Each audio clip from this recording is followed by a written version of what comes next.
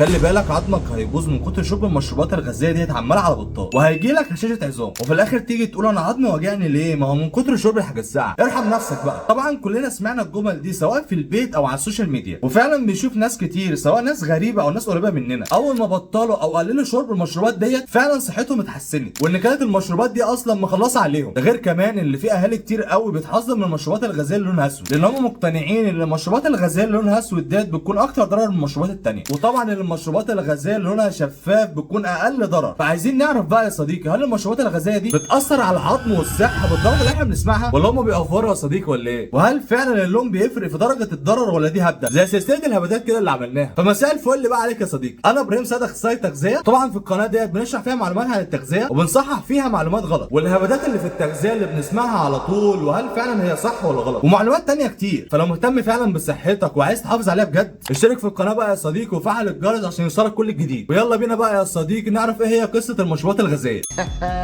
يلا بينا. المشروبات الغازيه دي يا صديقي اخترعها صيدلي امريكي اسمه جون ستيف. اخترعها بقى بين القرن ال 18 والقرن ال 19، خصوصا سنه 1886. كان عايز يعمل مشروب كده بديل للمشروبات الكحوليه. الراجل كان نيته صافيه، حاجه جديده كده ومختلفه، اختراع ملوش نهايه يا كوتش. راح حاطط بقى شويه ماء مكربن على سكر اسبرتام وشويه من ماده الكوك على نكهه الكوكا، واقلب يا باشا وطلع المشروب ده. وشويه المركبات اللي هو حطها ديت ما طلعتش مشروب بديل للكحول ولا حاجه، دي انتجت اعظم مشروب في التاريخ والاعلى مبيعا طبعا، والراعي الرسمي للصيف، لا والشتاء كمان واي وقت وحياتك، وطبعا مع اي اكل بيبقى موجود وفي اي وقت. زمان اصلا كان بيبقى موجود في الافراح بس والمناسبات الكبيره، اما دلوقتي بقى اسلوب حياه. ده في ناس اصلا ما بتتخيلش يومها من غير المشروبات دي، وفي ناس تانية بتشرب المشروبات ديت بدل الميه اصلا. يا سيدي خلينا ساكتين. طب تفتكر فعلا ايه اللي بيحصل لما نشرب البيبسي بدل الميه؟ طبعا انت بتسال السؤال دوت عشان لسه قايل ان هي عباره عن سكر وميه وشويه نكهه. احبك انا كده يا صديقي لما تلعلع معايا وتسال، بس يؤسفني يا صديقي ان اقول لك ان شويه المركبات ديت اللي احنا لسه قايلينها ديت للاسف بتودي في داهيه بس.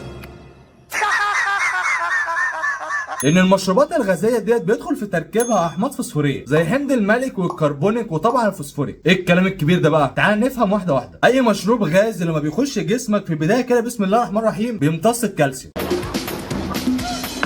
يبقى كده يعني. وطبعا انت ما تتوصاش يا صديقي بتشرب المشروبات ديت مع الاكل، فطبعا بتمتص الكالسيوم اللي موجود في الاكل ده، وطبعا ده بسبب الاحماض اللي قلنا عليها، حمض الملك والكربونيك والفوسفوريك والستريك كمان، انهم بيتفاعلوا مع الكالسيوم اللي موجود في الاكل، وطبعا ده بيتسبب ان كميه الكالسيوم اللي بتوصل للعظام بتكون اقل، فبالتالي هيحصل ايه بقى؟ هيحصل طبعا نقص في كثافه وكتله العظام، فطبعا العظم هيبقى اضعف من الطبيعي، فبالتالي هشاشه العظام دي اساسي. وطبعا كل ما كميه المشروبات الغازيه ديت بتزيد بيبقى الموضوع اسوأ واسوأ، بتكون عرضه للكسر في اي وقت. طبعا اغلبنا اكيد شاف حد اتخبط في ايده او اتخبط في رجله خبطه بسيطه كده وبعدها ما بقاش قادر يحركها وحاسس بوجع. حتى انت ممكن ساعات تقول له ما تبطل تمثيل بقى يا عم، ده انت اتلمست بس، انت مؤفر ليه؟ وبعد كده يروح يعمل اشعه ويلاقي فعلا عنده شرخ او كسر في المنطقه دي مع انها خبطه بسيطه. طبعا السؤال اللي الدكتور هيساله انت بتشرب مشروبات غازيه كتير ولا ايه؟ وده طبعا زي ما قلنا ان هي بتاثر على العظام عشان بتسحب الكالسيوم، وطبعا ما دام قلنا الكالسيوم يبقى خد السنان معاك في الحته دي. تسوس بقى وضعف في السنان ووجع السنان ده اصلا ما اقولكش، طبعا مش عشان هي بتسحب الكالسيوم بس، لا ده في حاجات تانية، لان احنا قلنا ان المشروبات الغازيه ديت بيكون فيها كميه احماض عاليه. طبعا وجود الاحماض ديت بتساعد ان طبقه المينا ديت تتاكل. طبعا طبقه المينا ديت اللي هي بتحمي الاسنان اصلا من العوامل الخارجيه وخصوصا التسوس، فشويه الاحماض دي بقى بتبوظها. وطبعا في ابحاث كتير اتعملت وقالت ان الناس اللي بتشرب مشروبات غازيه ديت كتير سنانها بتكون اضعف وبتكون عرضه اكتر للتسوس من الناس العاديه بثلاث اضعاف. ده غير طبعا الحساسيه في السنان لاي حاجه بتشربها ساقعه او سخنه او تاكل حاجات مسكره. لا ده مش كده وبس، كمان ده الصودا دي كمان بتسحب الحديد من الجسم. طب تفتكر الكلام ده بقى بيحصل ازاي يا صديقي؟ يلا نفهم بقى، بس اعمل لايك بقى يا صديقي ما دام وصلت لغايه هنا. المشروبات الغازيه كلها بيكون من ضمن مكوناتها ماده الكافيين. ايوه دي اللي موجوده في الشاي والقهوه. طبعا الكافيين دوت بيأثر على امتصاص الجسم من الحديد، ونتيجه لكده طبعا بيحصل فقر في الدم اللي هو بيجي لك انيميا من الاخر. وتفضل تسال بقى وانا ببقى انيميك ليه؟ لان للاسف اغلب الناس اصلا بيكون عندها انيميا، وده لانك بتشرب المشروبات الغازيه ديت اصلا مع الاكل او بعده على طول، ما تنفعش تشرب غير كده بصراحه. فده للاسف يا صديقي بيأثر على الحديد اللي موجود في الاكل، الكالسيوم كمان. والكافيين طبعا مش بيسكت على كده، ده بيرفع ضربات القلب وبيرفع الضغط وبيجي لك صداع. طبعا انت عايز تقول لي دلوقتي طب ما الكافيين دوت موجود في الشاي والقهوه عادي، مش معنى بقى جاي على ازازه الحاجه الساعه الغلبانه دي. انا عارف انك هتسال السؤال ده يا صديقي، انا حاسس بيك. بص يا صديقي، اغلب الناس لما بتيجي بتشرب شاي او قهوه غالبا ما بيكونش مع الاكل غالبا، لكن اغلب الناس ما ينفعش تشرب حاجه الساعه اصلا غير مع الاكل عشان الاكل ما بيحلاش من غيرها. فتناولنا يا ابني كوبايه الحاجه الساعه دي، الله يبارك لك، عايزين نبلع. الله اكبر عليك. ايه الحلاوه دي؟ ايه الحلاوه دي؟ لكن احنا طبعا لو بنشرب شاي او قهوه مع الاكل او بعد الاكل على طول ده برضه هيعمل نفس المشكله. عشان كده المفروض ما تشربش لا شاي ولا قهوه ولا مشروبات غازيه في نص الاكل او بعد الاكل على طول. خليها تكون بعد الاكل بساعه ونص لساعتين على الاقل، ده المفروض يعني والصح. فين يا ابني الكوبايه الله يبارك لك، عايزين نحبس. طب هل فعلا بقى المشروبات الغازيه ديت بتساعد على الهضم؟ طبعا انت بتحس ان هي بتساعد على الهضم عشان بعد ما بتشربها على طول بيخرج بعدها غازات، والغازات ديت اصلا بتبقى موجوده في المشروبات الغازيه، يعني مش عشان الهضم اتحسن ولا حاجه. يعني كده المشروبات الغازيه ديت بتساعد على الهضم ولا مش بتساعد ولا ايه؟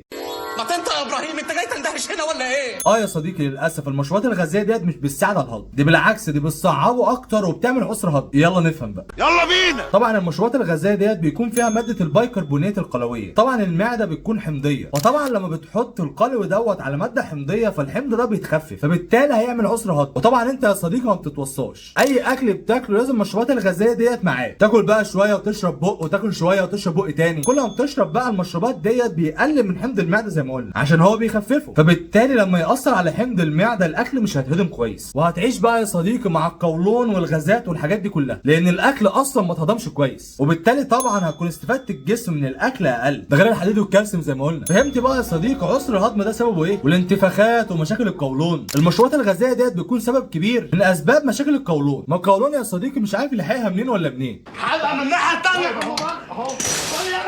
مقضيها انت بقى معجنات وفول وطعميه وبرجر والبيتزا والمقليات، بعد كل ده مش عارف القولون شادد عليك ليه؟ فطرت في الفندق بس، وكلت برجر وانا نازل بس، والشاورما بس، والكيكه بس. فبعد كل ده بقى هتقف على كوبايه الحاجه الساعه دي؟ كنتش كلت الايس كريم بصراحه. والله العظيم انا غبي يا سيدي ما هي خربانه خربانه. نيجي بقى لاهم حته، الكنز بتاع المشروبات الغازيه ديت تفتكر بيبقى فيه كميه سكر قد ايه؟ هو بيبقى فيه كميه كبيره فعلا وان هم بيهيسوا. للاسف يا صديقي هم مش بيهيسوا ولا حاجه. الكنز الواحد بيبقى فيه ما يعادل 10 معالق سكر. عادي انت ممكن تجيب كنزايه وتبص على الليبل بتاعها كده وتشوف فيها كام جرام وتوزنهم عشان تشوف كميه السكر اللي داخله قد ايه. وطبعا دول كفايه قوي ان هم بيبوظوا الدنيا عندك، لانك كل يوم طبعا لازم الكنزايه دي اساسي، ده لو واحده يعني، وكمان لو ما بتشربش باللتر اصلا. فمع الوقت بقى وكميه السكر ديت بتسبب مقاومه انسولين بقى وسكر لا قدر الله، والتهابات في الجسم ومشاكل في الاعصاب ومشاكل في الحرق وسمنه. طبعا حاسس ان انت كسلان كده دايما. نكمل بقى ولا كفايه كده؟ اظن كفايه.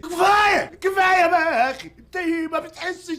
يا ريتني ما سالتك. فحاول بقى على قد ما تقدر ان انت تقلل منها او تبدلها بعصاير فريش، ولو نفسك فيها يا صديقي يبقى مره او مرتين في الاسبوع بالكتير، كنزايه مش لتر. وطبعا عشان الشركات ديت عارفه ان المشروبات الغازيه ديت بتكون مضره، فراحوا دخلوا بقى في استثمارات تانية زي الميه المعدنيه والكافيهات وغيرها، وبداوا يعملوا مشروبات دايت ومشروبات طاقه وحاجات تانية كتير، وده عشان هم عارفين فعلا ان المشروبات ديت بتكون مضره. طبعا احنا كده ناقص لنا نعرف اخر هبده، هل فعلا بتفرق المشروبات الغازيه السوداء عن الشفافه ولا دي شكليات بس؟ احنا زي ما قلنا في الاول يا صديقي ان دي هبده، ان الاضرار اللي احنا قلناها ديت كلها خدها قاعده على اي مشروب غازي، مختلف بقى في الالوان، مختلف في الشركات، كلها في الاخر مشروبات غازيه. وتعالى بقى يا صديقي عشان ما تتوهش مني نعمل ملخص لكل اللي احنا قلناه ده. يلا بينا. اول حاجه ان اللي اخترع المشروبات الغازيه ديت صيدلي امريكي اسمه جون ستيث، وان هو كان نيته صافيه وعايز يعمل مشروب بديل للكحول، راح جاب بقى شويه مركبات وحطها على بعض وطلعت المشروب الغازي زي الماء المكربن وسكر الاسبرتام ومنكهات عشان تطلع اعظم مشروب في التاريخ. تاني حاجه ان بيدخل في تركيب المشروبات الغازيه ديت الاحماض زي حمض الملك والكربونيك والفوسفوريك والستريك، والاحماض ديت بتمتص الكالسيوم اللي موجود في الاكل، فبالتالي جسمك مش بيخش له كميه كالسيوم كفايه. هيحصل ايه بقى؟ مشاكل في العظام ومشاكل في الاسنان، تروح مخبوط خبطه بسيطه بقى يحصل لك مشاكل كتير، شرخ بقى او كسر لا قدر الله. وان كل ما تشرب مشروبات اكتر كل ما جسمك هيضعف اكتر. ثالث حاجه بقى ان هي بتسحب الحديد اللي موجود في الاكل اللي بيخش الجسم عشان موجود فيها ماده الكافيين، وده قلنا عشان انت بتشرب المشروبات الغازيه ديت في نص الاكل او بعد الاكل على طول، وانك برضو لو شربت شاي او قهوه في نص الاكل او بعد الاكل على طول هتحصل نفس المشكله. رابع حاجه بقى ان المشروبات الغازيه ديت مش بتساعد على الهضم، لا دي كمان بتعمل عسر هضم، وبالتالي جسمك مش هيستفيد من الاكل اللي انت بتاكله ده بنسبه عاليه، ده غير بقى الامساك ومشاكل القولون والدنيا دي. خامس حاجه بقى قلنا كميه السكر اللي موجوده في المشروبات الغازيه بتكون عاليه لدرجه ان الكنزايه الواحده بيكون فيها 10 معالق، وان كتر شرب المشروبات ديت مع الوقت بيسبب مقاومه انسولين وسكر والتهابات في الجسم، وطبعا خمول وسمنه. فمستني ايه بقى بعد كل ده؟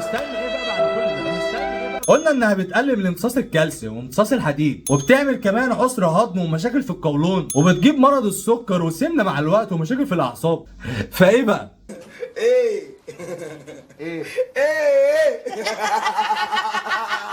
الجو اللي هناك ده مش واكل معاك في حاجه؟